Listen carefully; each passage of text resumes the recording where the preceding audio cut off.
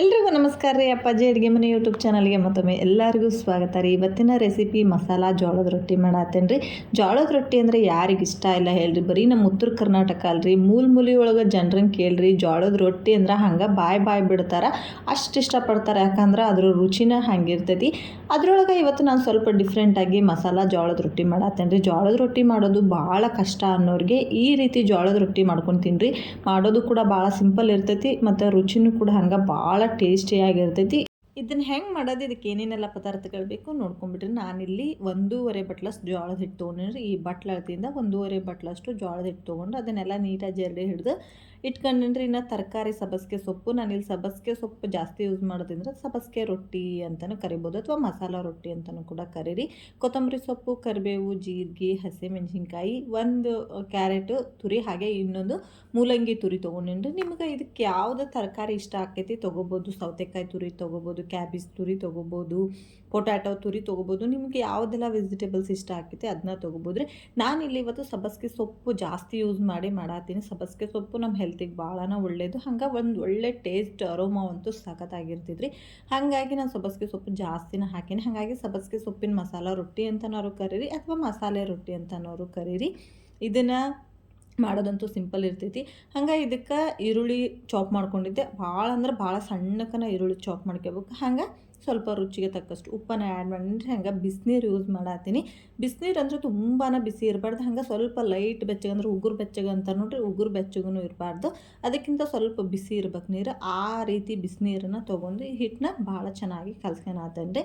ಅಂದರೆ ನಾವು ಈ ರೊಟ್ಟಿ ಮಾಮೂಲು ರೊಟ್ಟಿ ಮಾಡ್ತೀವಿ ನೋಡ್ರಿ, ಅದಕ್ಕೆ ಜಿಗಟ್ ಹಾಕಬೇಕು, ಜಿಗಟ್ ನಾದಬೇಕು. ಜಿಗಟ್ ನಾದ್ಕೊಳಕನ ನಮಗೊಂದು 10 ನಿಮಿಷ ಬೇಕು. ಅದಾದಮೇಲೆ ರೊಟ್ಟಿ ಉದ್ಕೋಬೇಕು, ಬೇಯಿಸ್ಕೋಬೇಕು. ಅದು ಒಂದು ಸ್ವಲ್ಪ ರಿಸ್ಕ್ ಇರ್ತೈತಿ. ಮಾಡೋರ್ಗೇನು ರಿಸ್ಕ್ ಅಲ್ಲ, ಕಂಟಿನ್ಯೂ ರೊಟ್ಟಿ ಮಾಡ್ಕೊತ ಬರೋರಿಗೆ ಅದು ಭಾಳ ಸಿಂಪಲ್ ಅಂದ್ರೆ ಭಾಳ ಸಿಂಪಲ್ ಇರ್ತೈತಿ. ಕಲೀಲಾರ್ದವ್ರಿಗೆ ರೊಟ್ಟಿ ಇನ್ನೂ ಕಲ್ತಿರಲ್ಲ ನೋಡ್ರಿ, ಅಂಥವ್ರಿಗೆ ಸ್ವಲ್ಪ ಕಷ್ಟ ಅನ್ನಿಸ್ತೈತಿ. ಅಂಥವ್ರು ಈ ರೀತಿ ಮಸಾಲೆ ರೊಟ್ಟಿ ಮಾಡ್ಕೊತೀನಿ. ಇದಕ್ಕೇನು ಜಿಗಟ್ ಹಾಕಬೇಕಂತೇನಿರಂಗಿಲ್ಲ, ನಾದ್ಬೇಕಂತ ಏನಿರಂಗಿಲ್ಲ. ಹಿಂಗೆ ತರಕಾರಿಗಳನ್ನ ಹಾಕೊಳೋದು.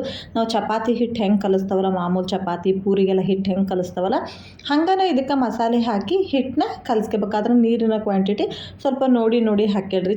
ಭಾಳ ನೀರು ಹಾಕ್ಕೊಂಡು ತೆಳು ಮಾಡ್ಕೊಳಕ್ಕೆ ಹೋಗ್ಬೇಡ್ರಿ. ಹಂಗೆ ನಿಮ್ಗೆ ತರಕಾರಿ ನಾನು ಮೊದಲು ಹೇಳಿದೆ ಯಾವ್ಯಾವುದು ಬೇಕು ಯೂಸ್ ಮಾಡ್ಬೋದು. ನೀವು ಜಾಸ್ತಿ ಯೂಸ್ ಮಾಡ್ತೀನಿ ಅನ್ನಂಗಿದ್ರೆ ಕ್ವಾಂಟಿಟಿ ಸ್ವಲ್ಪ ಕಡಿಮೆ ಮಾಡ್ಕೊಂಡು ಯೂಸ್ ಮಾಡಿದ್ರೆ ಚೆನ್ನಾಗಿರ್ತೈತಿ. ಈಗ ನೋಡಿರಿ, ಈ ಹಿಟ್ಟಿನ ಹದಕ್ಕೆ ಅಂದ್ರೆ ಚಪಾತಿ ಹಿಟ್ಟಿನ ಹದಕ್ಕನ್ನು ನಾವು ಇದನ್ನು ಕಲಿಸ್ಕೋಬೇಕು. ಇದು ನೋಡಿರಿ, ಇಷ್ಟಿಷ್ಟು ಮುಷ್ಟಿಗೆ ಎಷ್ಟು ತಗೊಂಡ್ರೆ ಸಾಕಾಕೈತಿ. ಅಂದರೆ ನಾವು ಮಾಮೂಲು ರೊಟ್ಟಿ ಮಾಡ್ತೇವೆ ನೋಡಿರಿ, ಅದಕ್ಕಿಂತ ಇದಕ್ಕೆ ಸ್ವಲ್ಪ ಹಿಟ್ಟು ಜಾಸ್ತಿ ತೊಗೋಬೇಕ್ರಿ. ಅಂದ್ರೆ ಚಪಾತಿಗೆ ತಗೊಂತವಲ್ಲ, ಚಪಾತಿಗೆ ತೊಗೊಂಡಂಗೆ ಇಷ್ಟಿಷ್ಟು ಹಿಟ್ಟು ತಗೊಂಡು ಇದನ್ನು ನಾವು ತಟ್ಕೋಬೇಕಾಕತಿ. ಫಸ್ಟಿಗೆ ಮಾಡೋ ರೊಟ್ಟಿ ಏನೈತಿ ಅದನ್ನು ಹಂಚಿನಾಗನ ತಟ್ಕೊತೀವಿ. ಆದರೆ ಇದು ಫಸ್ಟಿಗೆ ಮಾಡೋರಿಗೆ ಬರೋಂಗಿಲ್ಲ ಅಂಥೇಳಿ ನಾನಿವತ್ತು ಹೊಸದಾಗಿ ಕಲಿಯಂಥವ್ರಿಗೆ ಯೂಸ್ ಆಗಲಿ ಅಂಥೇಳಿ ತೋರ್ಸಾತ್ತೇನೆ ರೀ.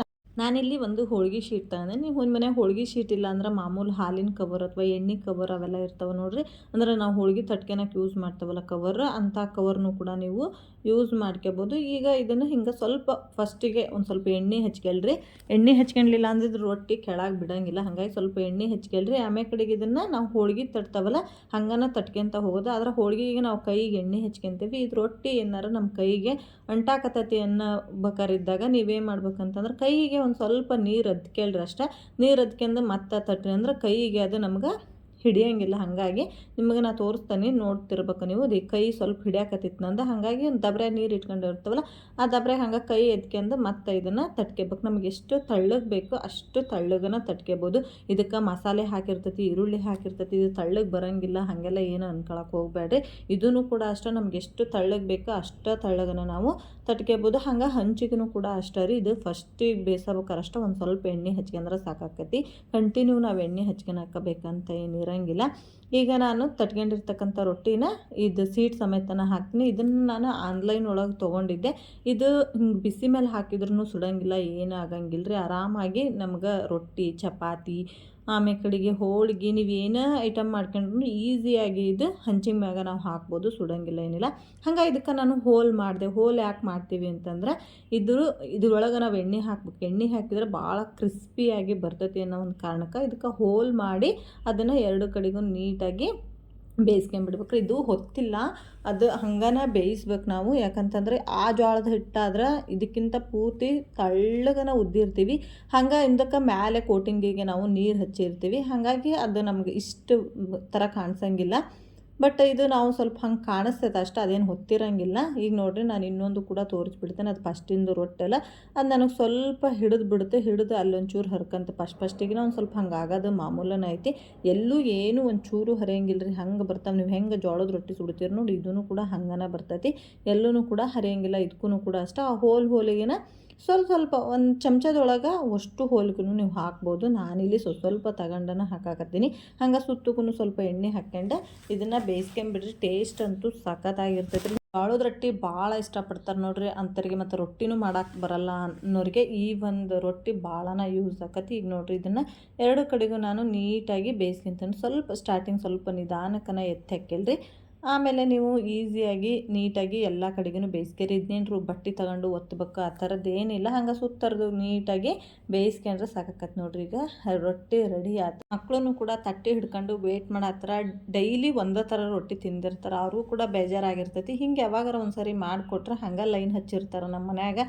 ಒಬ್ರು ತಪ್ಪತ್ತಿನೋ ಒಬ್ರು ಹಂಗೆ ತಟ್ಟೆ ಹಿಡ್ಕೊಂಡು ನಿಂತಿರ್ತಾರೆ. ಅಷ್ಟು ಟೇಸ್ಟಿಯಾಗಿರ್ತೈತಿ. ಹಂಗೆ ಇದ್ರ ಜೊತೆ ಇವತ್ತಿನ ರೆಸಿಪಿದು ವಿಡಿಯೋನೂ ಕೂಡ ಮುಗಿಸ್ತಾತೇನ್ರಿ. ನಿಮಗೆ ಈ ರೆಸಿಪಿ ಹೆಂಗೆ ಅನ್ನಿಸ್ತು, ಇಷ್ಟ ಆಯ್ತಾ? ಒಂದು ವೇಳೆ ಇಷ್ಟ ಆಗಿದ್ರೆ ದಯವಿಟ್ಟು ಲೈಕ್ ಮಾಡೋದನ್ನು ಮರಿಬೇಡ್ರಿ. ವಿಡಿಯೋ ವಾಚ್ ಮಾಡಿದ್ದಕ್ಕಾಗಿ ಎಲ್ಲರಿಗೂ ಧನ್ಯವಾದಗಳು.